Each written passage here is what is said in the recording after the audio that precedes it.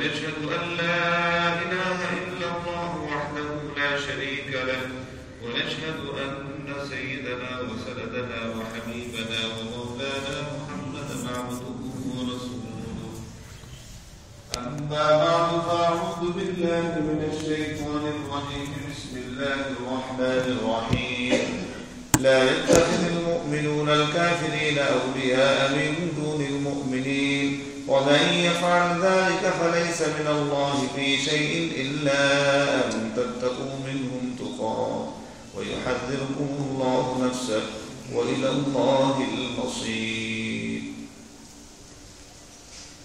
صدق الله العظيم معزز محترم সম্মানিত মুসল্লিয়ান کرام আল্লাহ পাক রব্বুল আলামিনের দরবারে অসংখ্য গণিত লাখ কোটি শুকরিয়া আদায় করতেছি। আল্লাহ পাক আমাদেরকে আল্লাহর ইবাদতের জন্য কবুল করেছেন, এই জন্য মসজিদ পর্যন্ত আসার তৌফিক দিয়েছেন। সেই শুকরিয়া আদায় করে বলি আলহামদুলিল্লাহ রাব্বিল আলামিন। আল্লাহ পাক আমাদেরকে পৃথিবীতে পাঠিয়েছেন। পৃথিবীতে চলতে হলে মানুষের অনেক জরুরত হয়, খাবারের প্রয়োজন হয়, ঘুমানোর প্রয়োজন হয়, খাবারের ব্যবস্থার জন্য উপার্জনের প্রয়োজন হয়, শিক্ষার প্রয়োজন হয়, চিকিৎসার প্রয়োজন হয়, আত্মীয় স্বজনের প্রয়োজন হয়, বন্ধু বান্ধবের প্রয়োজন হয়, পুরুষের জন্য স্ত্রীর প্রয়োজন, স্ত্রীর জন্য স্বামীর প্রয়োজন। এই সব জরুরিয়াত আল্লাহ পাক মানুষকে দিয়েই পৃথিবীতে পাঠিয়েছেন। তবে এই জরুরিয়াতগুলো পুরা করার জন্য আল্লাহ পাক একটি নির্দিষ্ট নীতিমালা দিয়েছেন। বিবাহ শাদীর জন্য নীতিমালা রয়েছে, কামাই রুজির জন্য নীতিমালা রয়েছে, ঘুমের জন্য নির্দিষ্ট নীতিমালা রয়েছে। যখন তখন ঘুমানো যায় না, ফজরের আযান থেকে সূর্য উদিত হওয়া পর্যন্ত এর ভিতরে ফজরের নামাজ পড়তে হবে, ঘুমানো যাবে না। ঘুমানোর নীতিমালা আল্লাহর পক্ষ থেকে প্রদত্ত। যখন তখন ঘুমাইতে পারতেছেন না, আল্লাহর পাক রব্বুল আলামিন আপনাকে স্বাস্থ্যের সুস্থতার মালিক আল্লাহ পাক ঘুমানোর নীতিমালা নির্দিষ্ট করে দিয়েছেন। ওই নীতিমালা অবলম্বন করে আপনাকে ঘুমাইতে হবে। খাওয়ার নীতিমালা আল্লাহ পাক করে দিয়েছেন। এই নীতিমালাগুলো অনুসরণ করাই হলো সুন্নতের অনুসরণ করা। খাওয়ার নীতিমালা, পড়ার নীতিমালা, সব কিছুর নীতিমালা কোরআন এবং হাদিসে বর্ণিত আছে। আল্লাহ পাক রব্বুল আলামিন কোরআন সম্পর্কে বলছেন তিবিয়ানাল লিকুল্লি শাই। কোরআন হলো এমন গ্রন্থ যেখানে সব কিছুর বিবরণ পেশ করা হয়েছে। এমন বিষয় নাই যে এখানে বর্ণনা করা হয়। চুল কাটা, কোরআন এবং হাদিস সম্পর্কে হাদিসে চুল কাটার নীতিমালা বর্ণনা আছে, দাঁত ব্রাশ করার নীতিমালা বর্ণনা আছে। তো এমন কোন আপনা ছোট ছোট জিনিসও পাওয়া যাবে না যেগুলোর নীতিমালা বর্ণিত হয় না। যখন এই নীতিমালাকে ফলো করে মানুষ জীবনকে বাস্তবায়ন করবে, জীবনকে পরিচালনা করবে, তখন তার শেষ ঠিকানা সরাসরি জান্নাতুল ফেরদাউস। আর যখন এই নীতিমালাকে অবলম্বন না করবে, তখন স্বাভাবিকভাবেই তাকে তার নিজের মন মতলবে একটা বিষয়কে সে চয়েস করে নিতে হবে, অথবা কোরআন হাদিসকে বাদ দিয়ে অন্য কারো একটি পরামর্শকে অবলম্বন করতে হবে। এছাড়া তো আর বিকল্প কোনো পথ নেই। বিকল্প অন্য কোনো পথ কোনো খোলা নাই। হয়তো বা নিজের চিন্তা থেকে একটা পথ বা মতকে সে নির্ণয় করতে হবে বা প্রাধান্য দিতে হবে, অথবা কোরআন হাদিস বাদ দিলে অন্য কারো পরামর্শকে সে প্রাধান্য দিবে। তো যত পথ আপনার চিন্তা থেকে আপনি যত যোগ্যতার অধিকারী হয়ে থাকুন, যত বড় জ্ঞানী হয়ে থাকুক, তার চিন্তা, তার জ্ঞান, বুদ্ধি সেগুলো আল্লাহ এবং আল্লাহ রাসূলের বর্ণিত নীতিমালার ধারে কাছেও কি যাবে? ধারে কাছেও যাবে না। মানুষের জন্য, ব্যক্তি জীবনের জন্য, সমাজের জন্য যত নীতিমালা আছে কোন নীতিমালাই মানুষের চিন্তা থেকে যেটা হবে, মানুষের কল্পনা প্রসূত চিন্তা কখনো মানুষের জন্য উন্নত কিছু, কোরআন এবং হাদিসের চাইতে উন্নত কিছু দিতে পারে না, পারা সম্ভব নয়, আদৌ সম্ভব নয়, কিয়ামত পর্যন্ত সম্ভব নয়। এই ইয়াকিন, এই বিশ্বাস যার অন্তরে আছে, সে কোরআনকে মানে, হাদিসকে মানে, রাসূলকে মানে। আর এই বিশ্বাস যার অন্তরে নাই, সে মূলত মানুষকে লোক দেখানোর জন্য কোরআনকে মানে বলে, হাদিসকে মানে বলে। তো আল্লাহ এবং আল্লাহ রাসূলের পক্ষ থেকে যত বিষয়ের নীতিমালাগুলো আছে, এই সব নীতিমালাগুলো আমাদের জন্য কল্যাণকর। আমি যে আয়াত তেলাওয়াত করেছি, ওই আয়াতে আল্লাহ পাক রব্বুল আলামিন বন্ধুত্বের নীতিমালা বর্ণনা করেছেন। বন্ধুত্বের নীতিমালা, অনেকে বলবে যে এটাও কি কোরআনে আছে? কোরআনে এর চেয়ে আরো ছোট জিনিস আছে, মানুষের প্রয়োজনীয় এর চেয়ে আরো ছোট জিনিসও আছে। আর বন্ধুত্বের বিষয়টা কি একবারে সাধারণ বিষয় নয়, আমরা এটাকে ছোট মনে করি। বন্ধুত্বের বিষয়টা একটা স্বাভাবিক, এটা বন্ধুত্ব যার সাথে করলেই তো হইল। কিন্তু এই বন্ধু যে আপনার জন্য বিপদের কারণ হবে, আপনাকে, আপনি জান্নাতমুখী ছিলেন, সেই বন্ধু আপনাকে জাহান্নামে নিয়ে যাবে। এই বন্ধুত্বের নীতিমালা এই জন্য কোরআনে বর্ণনা করে দিয়েছে। কারণ একজন বন্ধু যদি নেককার পরহেজগার হয়, তাহলে ওই বন্ধু যদি বেনামাজিও হয়, তাকে ধীরে ধীরে পর্যায়ক্রমে তাকে নামাজি বানিয়ে দেয়। ঠিক না? নামাজি বন্ধুর সাথে বন্ধুত্ব হওয়ার কারণে দেখা যায় বন্ধু নামাজে চলে যায়, ওই বন্ধু চাষটলে বসে থাকবে, বলে চলো তুমি আজকে নামাজটা পড়ো। একদিন দুই দিন বলতে বলতে 3 দিনের মাথায় সেও যাবে। হবে কি হবে? এটাই হয়ে থাকে। তখন সে নামাজে যাবে, নামাজে গেলে তখন দেখবে যে আরে সূরাটা তো জানি না, নামাজটা কিভাবে পড়তে হয় এটাই তো জানি না। তখন চিন্তা করবে যে বন্ধু নামাজ পড়ে ও তো খুব ভালো আছে, ও আল্লাহর একজন প্রিয় বান্দা, আমারও তো এরকম হওয়া উচিত। তখন সে সূরাটা শিখে, তখন মাসালা শিখে, এক পর্যায়ে এর প্রয়োজনীয়তা অনুভব করে সে প্রয়োজন সমাধানের জন্য বিভিন্ন পদ্ধতি অবলম্বন করে উস্তাদের কাছে যায়, উলামাদের কাছে যায়, শিখে সে উলামাদের সাহবত উঠে এক পর্যায়ে সেও দিনদার মুত্তাকি হয়ে যায়। দিনদার মুত্তাকি হওয়া মানেই হলো জান্নাত পাওয়া।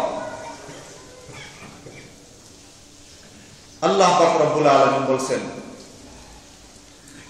যে জান্নাত আমি তাদের জন্য রেডি রেখেছি, আমি তাদের জন্য। ওয়াসারিউ ইলা মাগফিরাতিন মির রাব্বিকুম ওয়া জান্নাতিন আরদুহা আস-সামাওয়াতু ওয়াল আরদু উইদ্দাত লিল মুত্তাকিন। দুনিয়া এবং আসমান এবং জমিনের মাঝখানে যে প্রশস্ততা, এই প্রশস্ত পরিমাণ এই জান্নাত আমি মুত্তাকিদের জন্য আমি রেডি করে রেখেছি। সুবহানাল্লাহ। তো বন্ধুত্বের মাধ্যমে একটি মানুষ তাকওয়ার গুণে গুণান্বিত হয়, আল্লাহর ভয় তার অন্তরে আসে, দিনদার মুত্তাকি সে হয়ে যায়। মুত্তাকি হয়ে গেলেই তো কামিয়াব। তো বন্ধুত্বের এই বিষয়টা হালকা বিষয় না। আমরা মনে করি যে বন্ধু আমার মনে চাইলো, যার সাথে তার সাথে আমি বন্ধুত্ব করে ফেলব। কোরআন এটা পরিষ্কার নিষেধ করেছে, যার তার সাথে বন্ধুত্ব করা যাবে না। হ্যাঁ, সম্পর্ক সবার সাথে রাখতে হবে, সামাজিক সম্পর্ক, কিন্তু বন্ধুত্ব আন্তরিকভাবে তার সাথে সম্পর্ক কায়েম করা, এটা হলো বন্ধুত্ব। আন্তরিকতার সাথে সম্পর্ক কায়েম হওয়া হলো বন্ধুত্ব। এই বন্ধুত্ব কেবলমাত্র সুনির্দিষ্ট মানুষের সাথেই করা যাবে, মুমিনদের জন্য।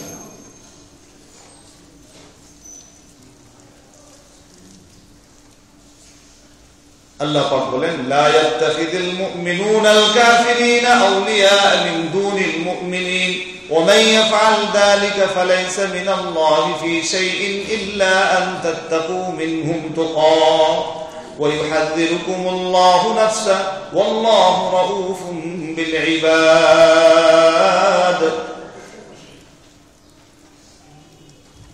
মুমিনদের জন্য কখনো উচিত নয় যে তারা গায়রে মুমিনদের সাথে বন্ধুত্ব কায়েম করবে। যদি কোনো কারণে বন্ধুত্ব কায়েম করেও ফেলে আল্লাহ পাক বলেন, তাহলে আল্লাহ পাক বলেন তাহলে আল্লাহর সাথে তার কিছুই নেই, সম্পর্কের কোনো কিছুই থাকবে না। গায়রে মুমিন অর্থাৎ যার মধ্যে ঈমান নেই, ফালাইসা মিনাল্লাহ, আল্লাহ পাক এভাবে বলছেন, ফালাইসা মিনাল্লাহ, আল্লাহর সাথে কোনো সম্পর্ক নেই। ওয়া মান ইয়াফআল যালিক ফালাইসা মিনাল্লাহি ফি শাই, কিছুই নেই আল্লাহ, শাইউন মানে কোনো কিছুই না। ফালাইসা মিনাল্লাহি ফি শাইইন ইল্লা আন তাত্তাকু মিনহুম তুকা, তবে যদি তার সাথে বন্ধুত্বের ভাব না দেখানোর কারণে জানের ক্ষতি হওয়ার আশঙ্কা থাকে, তাহলে বন্ধুত্বের ভাব দেখাও, অন্তর তার দিকে দিবা না। এই আয়াত থেকে এই কথা পরিষ্কার যে জানের আশঙ্কা হলে তার সাথে বন্ধুত্বের ভাব দেখাও, জানের আশঙ্কা হলে। যদি এরকম আশঙ্কা না থাকে তাহলে ভাব দেখানোরও কোনো প্রয়োজন নেই। এত বড় কথা আল্লাহ পাক রব্বুল আলামিন কেন বলছেন? এর কারণ হলো বন্ধু এমন এক জিনিস যে সঙ্গ দোষে লোহা ও পানিতে ভাসে, বন্ধুত্বের সংস্রবের কারণে এক পর্যায়ে সে জাহান্নামমুখী হয়ে যেতে পারে।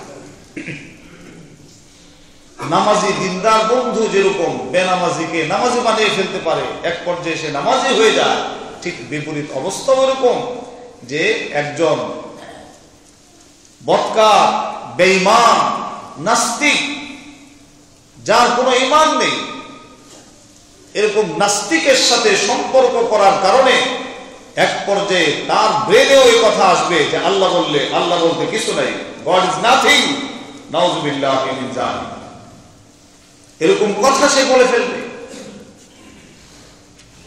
এজন্য ঈমান যদি না থাকে, ঈমান যদি নষ্ট হয়ে যায়, তাহলে তো সবই গেল, আমও গেল, সালাও গেল, সবই তো চলে গেল। ঈমান হেফাজতের জন্য, ঈমানের বদৌলতে সে জান্নাত লাভ করতে পারবে। এই মহামূল্যবান ঈমানকে হেফাজতের জন্য বেঈমান বন্ধু থেকে আপনার সংরক্ষিত থাকতে হবে, আপনার ঈমানকে হেফাজত করতে হবে। বেঈমান ব্যক্তিদের সাথে বন্ধুত্ব স্থাপন করা যাবে না। যারা কোরআনকে অস্বীকার করে কর্মের মাধ্যমে, যারা হাদিসকে অস্বীকার করে কর্মের মাধ্যমে, যারা রাসূলুল্লাহ সাল্লাল্লাহু আলাইহি সাল্লামের তরিকাকে কর্মের মাধ্যমে অস্বীকার করে, এই সমস্ত ব্যক্তিদের সাথে কোনোভাবেই বন্ধুত্ব রাখা যাবে না। যারা মুত্তাকি তাদের সাথে সম্পর্ক রাখার চেষ্টা করতে হবে। আল্লাহ পাক কোরআনের অন্য আয়াতে বলছেন, ইয়া আইয়ুহাল্লাযীনা আমানুত্তাকুল্লাহ ওয়া কুনু মা'আস সাদিকিন, হে ঈমানদারগণ, আল্লাহকে ভয় করো, ওয়া কুনু মা'আস সাদিকিন, এবং যারা নেককার পরহেজগার তাদের সংস্রব অবলম্বন করো, তাদের সাথে বন্ধুত্ব কায়েম করো, তাদের সহমতে যাও, তাদের সাথে উঠা বসা করো, বেশি বেশি তাদের সাথে যাওয়া আসা করো। কোন মা'আস সাদিকিন, সাদিকিনদের সাথে, যারা নেককার পরহেজগার তাদের সাথে বেশি বেশি উঠা বসা করো। এই জন্য আত্মীয়তা করার ক্ষেত্রেও খুবই সতর্কতার সাথে আত্মীয়তা করা। যে আত্মীয়ের বাড়িতে দিনদারি নাই, পরহেজগারি নাই, পর্দা নাই, ইমানদারি নাই, হালাল হারামের কোনো বাস বিচার নাই, এই ধরনের ব্যক্তিদের সাথে আত্মীয়তা করাও নিষেধ। আমরা তো বিবাহ সাথীর ক্ষেত্রে যখন মেয়ে দেখতে যাই, দেখি যে মেয়ের বাড়ি থেকে কেমন পয়সা আছে, কি পরিমাণ উপঢৌকন পাওয়া যাবে, নাকি উপঢৌকন আর একটা না কি বলে যৌতুক, হারাম, চুরি করা হারাম, যৌতুক চেয়ে নেওয়া হারাম, ডাকাতি করা যেরকম যৌতুক নেওয়াও এরকমই, এর মধ্যে কোনো পার্থক্য নেই। পকেট মার আর যৌতুক নেওয়ালা একই কথা। এই হারাম কাজ করার জন্য আমরা আগে খুঁজে বেড়াই যে ওইখানে কিছু পাওয়া যাবে কিনা, পকেট মাইল করা যাবে কিনা। ওই খুঁজে বের করে দেখি যে ওই বাড়ি থেকে সে হারামখোর হোক, সে ঘুষখোর হোক, সে সুদখোর হোক, সে সমাজের একবারে বাজে মানুষ হোক, পয়সা থাকলেই সব ঠিক, পয়সা আছে বাস হয়ে গেল। আবার ছেলে তালাশের ক্ষেত্রেও দেখা যায় সে যদি কোনোভাবে ঘুষখোর হয়েও যদি টাকা কামাই করে একটা ঢাকা শহর বাড়ি আছে, তাহলে বাস হয়ে গেল, আলহামদুলিল্লাহ, ভালো ছেলে পেয়ে গেলাম। ভালো ছেলে, ভালো জব করে, মাসে বেতন হলো 1 লাখ টাকা আর বাড়তি ইনকাম আছে 2 লাখ টাকা, খুব ভালো ছেলে। দেশের সম্পদ চুরি করে, খুব ভালো ছেলে। এই চোরদের সাথে সম্পর্ক করার জন্য আত্মীয়তা করার সিদ্ধান্ত নিয়ে নেয়, কত বড় আত্মঘাতী সিদ্ধান্ত। মেয়েটা ছিল নামাজি, এই সুদখোরের সাথে সম্পর্ক হওয়ার কারণে, ঘুষখোরের সাথে সম্পর্ক হওয়ার কারণে সে বদ্দিন হয়ে গেল, এত বড় সম্পদ তার নষ্ট হয়ে গেল, কোনো আফসোস নেই। অথচ আত্মীয়তা করার ক্ষেত্রে আল্লাহ রাসূল সাল্লাল্লাহু আলাইহি ওয়াসাল্লাম বলেন, তুনকাহুল মারআতু লিআরবাঈন ওয়া লিজামালিহা ওয়া লিমালিহা ওয়া লিদীনিহা ফাসফার বিযাতিদ দ্বীন। আল্লাহ রাসূল বলেন যে মানুষ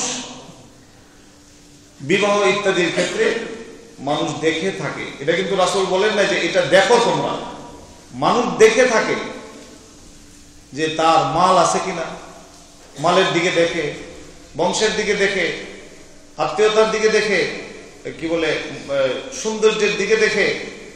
তবে এই সবগুলোর মধ্যে তোমাদেরকে প্রাধান্য দেওয়া উচিত ফাসফার বিযাতিদ দ্বীন। তোমাদের সবগুলো দেখার ক্ষেত্রে সবচেয়ে বেশি প্রাধান্য দেওয়া দরকার বিযাতিদ দ্বীন, সে দিনদার কিনা, মুত্তাকি কিনা, এটা প্রাধান্য দেওয়া দরকার। দিনদার মুত্তাকির কোনো গুরুত্ব নাই। আজকে একটি মানুষ দিনদার, তার কাছে যদি প্রচুর পয়সা না থাকে তাহলে মনে করা হয় এই মানুষের কি দাম আছে, পয়সা নাই কাছে দাম আছে। মূল্যায়ন হয় আজকে পয়সা দিয়ে, টাকা দিয়ে মূল্যায়ন করা হয়। অথচ আল্লাহ পাক রব্বুল আলামিনের কাছে এই টাকার কোনো মূল্য নাই, দুনিয়ার এই সম্পদের কোনো মূল্য নাই, এই বাড়ি অট্টালিকা বিল্ডিং এর কোনো মূল্য নাই। একজন ঈমানদারদের ঈমানের ওয়ালা অন্তরের যত মূল্য, সারা পৃথিবীর সমস্ত সম্পদের মূল্য এর সমমান নয়। সমস্ত পৃথিবীর সম্পদ এক পাল্লায়, আর শুধু একজন ঈমানদারদের অন্তর আল্লাহর কাছে অন্য পাল্লায়। আল্লাহর কাছে ঈমানদারের অন্তরের মূল্যই সবচেয়ে বেশি। সুবহানাল্লাহ। আল্লাহ পাক, আল্লাহ রাসূল সাল্লাল্লাহু আলাইহি ওয়াসাল্লাম বলেন, লা তাকুমুস সাআ লা তাকুমুস সাআ হাত্তা ইয়াকুলা লা ইলাহা ইল্লাল্লাহ। সারা পৃথিবীকে আল্লাহ পাক যথাযথভাবে বহাল রাখবে। চন্দ্র, সূর্য, গ্রহ, তারা, নক্ষত্র, আগুন, পানি ইত্যাদি যা আছে যত সুন্দরভাবে চলছে, এই চলমান সবকিছুই থাকবে ততক্ষণ পর্যন্ত যদি একজন মানুষও আল্লাহ লা ইলাহা ইল্লাল্লাহ বলনেওয়ালা থাকে, তাহলে সব ঠিক থাকবে। সুবহানাল্লাহ। একজন মানুষ যদি, আর যদি সব মানুষই আছে কিন্তু একজনও ঈমানদার নাই, একজনও ঈমানদার নাই, আল্লাহ পাক এক মুহূর্তের জন্য এই ব্যবস্থাপনাকে বহাল রাখবে না, একবারে ভেঙ্গে চুরমার করে দেবে, কিয়ামত কায়েম করবে। তো ঈমানদারদের অন্তরের মর্যাদা এত বেশি, এই জন্য বন্ধুত্ব কায়েম করতে হবে কার সাথে? মুত্তাকি ঈমানদারদের সাথে। এই জন্য বন্ধুত্বের বিষয় অনেক গুরুত্বপূর্ণ, আত্মীয়তা করার ক্ষেত্রেও খুবই গুরুত্বপূর্ণ বিষয় এটা। বন্ধুত্ব যদি ঠিক না থাকে তাহলে এক পর্যায়ে দেখা যাবে যে আপনার ঈমান খসে গিয়েছে, আপনার আমল খসে গিয়েছে, আপনার ইসলামী জিন্দেগি খসে গিয়েছে, আপনার হালাল রিজিকের চিন্তা আপনার ব্রেন থেকে খসে গিয়েছে। তার বন্ধুর বদ আচরণের কারণে, তার বদ স্বভাবের এই প্রতিক্রিয়া আপনার মধ্যে আসছে, আপনি ওইরকম হয়ে যাবেন। এজন্য আল্লাহ পাক দুইটা আয়াতের সামনে রেখেছেন। একটি হলো তোমরা নেককার পরহেজগারদের সাথে বেশি বেশি উঠা বসা করো।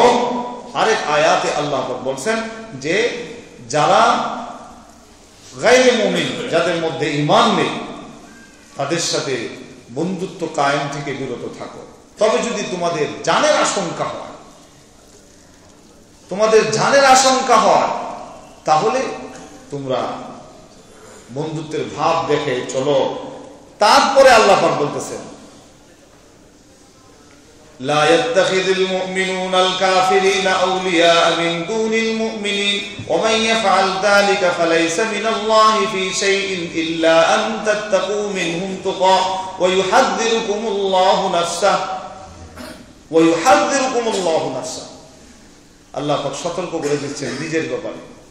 আল্লাহ পাক বলতেছেন জেনে রাখো, ওয়ায়ুহাযযিরুকুমুল্লাহু নাফসা, তোমরা নিজের ব্যাপারে তোমরা আল্লাহ পাকের এই বিষয়টাকে খেয়াল রাখো। আল্লাহ পাক যে ঘোষণা করেছেন এই বিষয়টা খুব সতর্কতার সাথে খেয়াল রাখো। তুমি বন্ধুত্বকে আন্তরিকভাবে রাখতেছো নাকি লোক দেখানো রাখতেছো? মানুষকে বলতেছো যে তার সাথে তো আমার শুধু এমনি একটা সম্পর্ক, আন্তরিক সম্পর্ক নয়, এটাও কিন্তু আল্লাহ পাক জানেন। ওয়ায়ুহাযযিরুকুমুল্লাহু নাফসা, বাপ দেখানোর জন্য রাখতেছো নাকি আসলেই লাভ সৃষ্টি হয়ে গিয়েছে, সেটাও আল্লাহ পাক জানেন। আল্লাহকে ভয় করো ওই ব্যাপারে, আল্লাহকে ওই ব্যাপারে ভয় করো, অন্তর ওইভাবে আলাদা রাখো, তাদের সাথে থেকে অন্তরকে আলাদা করে রাখো। আল্লাহ পাক এইভাবে সতর্ক করেছেন। এই জন্য বন্ধুত্ব এক গুরুত্বপূর্ণ বিষয়, মানুষের জীবনে এক গুরুত্বপূর্ণ অধ্যায়। ভালো বন্ধু তাকে জান্নাতের দিকে নিয়ে যায়, আর মন্দ বন্ধু তাকে জাহান্নামের দিকে নিয়ে যায়। তো কাজেই কেউ এটাকে হালকা মনে না করি যে আমার জীবনে যে কেউ আসুক তার সাথে আমার আন্তরিক বন্ধুত্ব কায়েম করে ফেলব। এটা বিশেষভাবে ইয়াং ছেলেদের জন্য খুবই একটি গুরুত্বপূর্ণ নসিহত, সকলের জন্যই, বিশেষভাবে তাদের জন্য। তারা অনেক সময় এগুলো বুঝতে পারে না। দেখা যায় যে ভালো বন্ধু যদি তার ইয়ং লাইফে তার সাথে শুরু হয়, ভালো বন্ধুর সহবতে এসে সে নামাজি হয়ে যায়, সারা জীবন তার জীবনটা নামাজওয়ালা জিন্দেগি হয়ে যায়, ঠিকই ঠিক না? আবার যদি ইয়ং সময়ে বা ছাত্রত্বের সময়ে তার এমন বন্ধু হয়েছে যেটা নাস্তিক, তো নাস্তিক হয়ে যাওয়ার কারণে এক পর্যায়ে ধীরে ধীরে ধীরে ধীরে সেও নাস্তিক হয়ে যায়, অথচ দিনদার ফ্যামিলির ছেলে ছিল, সে নাস্তিক হয়ে যায়। নাস্তিক মানে কি? যার কোনো ধর্মই নাই, যার কোনো ধর্মই নাই, সে ধর্মকে অস্বীকার করে, আল্লাহকে অস্বীকার করে। এই জঘন্যতম অবস্থা সৃষ্টি হওয়ার কারণ হয় বন্ধুত্বের কারণ। এই জন্য বন্ধু, এই টাইপের বন্ধু যেন না হয়। অনেক সময় দেখা যায় যে ক্লাসে অনেক বেনামাজি, অনেক গুনাহগার, এরকম মানুষের সাথেও বসতে হয়, উঠতে হয়, অসুবিধা নাই।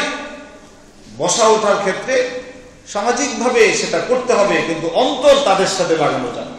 মনে মনে তাদের প্রতি চিন্তা রাখতে হবে যে তাদেরকে কিভাবে হেদায়েত করা যায়, তাদেরকে কিভাবে দ্বীনে লাইনে আনা যায়, এরকম চিন্তা থাকতে হবে। এরকম নয় যে তাদের বিষয়টাকে আমার পছন্দ বানিয়ে আমিও তাদের মতো হয়ে যাই। তো এই ব্যাপারে খুবই সতর্ক করেছেন আল্লাহ নবী সাল্লাল্লাহু আলাইহি সাল্লাম।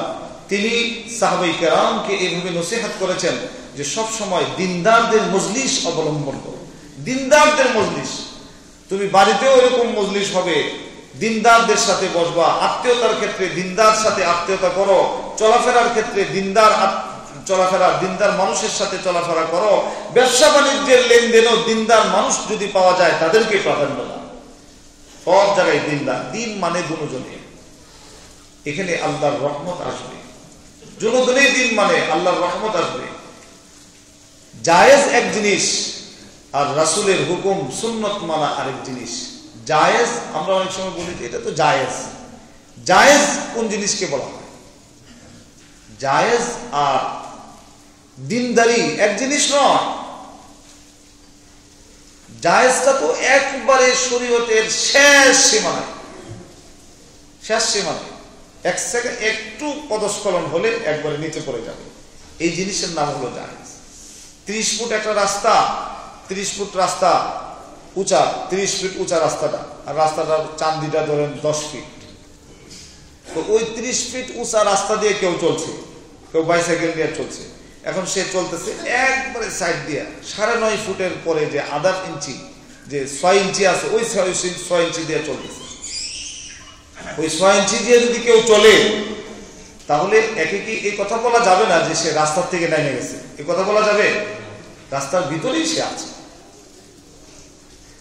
সে রাস্তার থেকে নেমে যায় নাই, কিন্তু এমন জায়গায় যে চলতেছে যে কোনো মুহূর্তে তার অ্যাক্সিডেন্ট হয়ে যাবে। এটা হলো জায়েজ। আর সুন্নত হলো একদম রাস্তার মাঝখানে সতর্ক অবলম্বন করে রাস্তার মাঝখান দিয়ে চলা, শরীয়তের হুকুমের মাঝখান দিয়ে চলা হলো, সেটা হলো সুন্নতের উপর চলা। সুন্নত থেকে দূরে সরলে এভাবে এভাবে এক পর্যায়ে জায়েজের মধ্যে গিয়ে ঠেকা যায়। জায়েজের মধ্যে থাকবো, জায়েজের মধ্যে থাকবো না, আমরা একবারে ভালোটা নিয়ে আসবো। শরীয়তের যে কোনো কারোর সাথে লেনদেন করা জায়েজ, যে কোনো মানুষের সাথে লেনদেন করা জায়েজ। পার্টনারশিপও যদি আপনি অন্যদের সাথে করেন সেটাও জায়েজ, কিন্তু জায়েজ হলেই কি একজন নাস্তিকের সাথে আপনি পার্টনার হয়ে ব্যবসা করবেন? যদি করেন তাহলে এক পর্যায়ে আপনার ঈমানের মধ্যেও খলল আসবে, বিভিন্ন রকমের সমস্যা তৈরি হবে। ওই জায়েজকে আমরা অবলম্বন করব না, আমরা শরীয়তের ভালো পন্থা যেটা সেটাকে অবলম্বন করব। এই জন্য প্রিয় ভাই, বন্ধুত্ব কায়েম এটা অনেক গুরুত্বপূর্ণ। আল্লাহ রাসূল সাল্লাল্লাহু আলাইহি ওয়াসাল্লাম এইভাবে নির্দেশ করেছেন যে উলামাদের সুহবত ইখতিয়ার করো, উলামাদের সাথে সম্পর্ক কায়েম করো। এর দ্বারা হবে কি, তোমার মধ্যে ইলমের কিছু আলো আসবে, তোমার মধ্যে আমলের কিছু আলো আসবে। ইলম এবং আমলের মাধ্যমে জান্নাত। আমল সে জিंदगी बनती है जन्नत भी और जहन्नम भी ये खाक अपने फितरत में न नारी है न नूरी। আমলের বিনিময়ে আপনার জান্নাত মিলবে, আর আমল না থাকার কারণে আপনার জাহান্নাম। কিন্তু এই মাটির দেহ, এর কোনো মূল্য নাই। এই মাটির দেহের মধ্যে যদি আল্লাহ এবং আল্লাহর রাসূলের তরিকা মতো আমল আসতে পারে তাহলে এই মাটির দেহই দামি হয়ে জান্নাতি হয়ে যায়। সুবহানাল্লাহ। আর যদি এই মাটির দেহ জন্মের সময় যেমন ছিল, আল্লাহকে চিনত না, আল্লাহর রাসূলকে চিনত না, আল্লাহর তরিকা চিনত না, আল্লাহর রাসূলের তরিকা জানতো না, কোরআন হাদিসের হুকুম কোনটা সেটাও বুঝতো না, এই অবস্থায় বয়স হয়েছে 20 বছর হয়েছে, 40 বছর হয়েছে, 50 বছর হয়েছে, জন্মের সময় যেরকম অবুঝ ছিল, রবের সাথে সম্পর্ক ছিল না, কোরআনের সাথে সম্পর্ক ছিল না, 50 বছর হয়েও এই সম্পর্ক কায়েম হয় নাই, এই মাটির দেহ এখনো মাটি রয়ে গেল, কোনো দাম নাই আল্লাহর কাছে। এই মাটির দেহের কোনো দাম নাই। হাইওয়ান আর ওই মাটির দেহ সমান, বরং তার চেয়েও আরো নিকৃষ্টতম। কারণ হাইওয়ান সে যে অপরাধ করে, এই অপরাধগুলোর জন্য কোরআনে আসছে যে তাদেরকে হাসরের ময়দানে ডাকা হবে। একটা প্রাণী আরেকটা প্রাণীকে আক্রমণ করে, আঘাত করে সে ব্যথা দিয়েছিল, তখন যখন দুটা প্রাণীকে ডাকা হবে, ডাকা হয়ে বলা হবে যে তুমিও আরেকটা গুতা দিয়ে দাও, তাকে একটা আঘাত দাও। আঘাত দিবে, আঘাত হয়ে যাওয়ার পর আল্লাহ পাক বলবে দুটোই মাটি হয়ে যাও, মাটির সাথে মিশে যাও, সব মিশে যাও। কিন্তু এই মানুষ নামে যে মাটিটা, ওই মাটিটার অবস্থা কিন্তু জঘন্য খারাপ হয়ে যাবে। সে যে গুতা দিয়েছিল, সে যে মানুষের কাছে জোর করে সম্পদ কামাই করেছিল, মানুষকে কষ্ট দিয়েছিল, তার অবস্থা কিন্তু ওই প্রাণীর মতো হবে না। তার অবস্থা হবে, আসো কি অবস্থা, খোঁজখবর নিয়ে বিচার ফায়সালা হবে, জাহান্নামে যাও। আল্লাহর কাছে কান্নাকাটি করবে, আল্লাহ পাক বলবে সময় দেওয়া হয়েছিল, তখন তো মাপ চাও নাই। হকদাররা বলবে আমাকে এইভাবে এইভাবে আমাকে কষ্ট দিয়েছে, স্ত্রী বলবে আমাকে এইভাবে কষ্ট দিয়েছে, ছেলে মেয়ে বলবে আমাকে দিন শিক্ষা না দিয়ে বদ্দিন বানাইছে। সব সে সময় অভিযোগ করবে, আপনি কিন্তু বোকার মতো দাঁড়িয়ে থাকবেন। তখন আল্লাহ পাক বলবে তুমি জাহান্নামে যাও, মাটি হয়ে যাও। এটা বলবে না প্রাণীদের জন্য মাটি হয়ে যাও, আবার তাকে আক্রমণ করে আক্রমণ সুদ হয়ে গেল, পাল্টা আক্রমণের দ্বারা মাটি হয়ে যাওয়া শেষ। আর তাকে বলবে আবাদুল আবাদ, তুমি জাহান্নামে জ্বলতে থাকো। নাউযুবিল্লাহ। আল্লাহ পাক আমাদেরকে হেফাজত করুন। তাহলে ওই প্রাণী মাটি হয়ে যাবে যারা, ওই প্রাণীর চাইতেও ওই মানুষটির অবস্থা আরো খারাপ হয়ে যাবে আখিরাতে। এই জন্য আমল দ্বারা এই মাটিকে খাঁটি করার চেষ্টা করি, আমলের দ্বারা মাটিকে খাঁটি করার চেষ্টা করি। আমল নষ্ট হয়ে যায় যে সমস্ত জিনিসের মাধ্যমে, ঈমান নষ্ট হয়ে যায়, আকীদা নষ্ট হয়ে যায়, বিভিন্ন দ্বীনের উপর চলার চিন্তা ভাবনা নষ্ট হয়ে যায়, দৃষ্টিভঙ্গি নষ্ট হয়ে যায়, এই সমস্ত ব্যক্তিদের সাহবত, এই সমস্ত ব্যক্তিদের সাথে উঠা বসাও বন্ধ করে দেয়, তাহলে আমার ঈমান, আমার আমলকে হেফাজত থাকবে। প্রিয় ভাইরা, আল্লাহ পাক আমাদেরকে এই কথাগুলো বুঝা আমল করার তৌফিক দান করুন। আমাদের এই মসজিদের উন্নয়নের কাজ চলতেছে।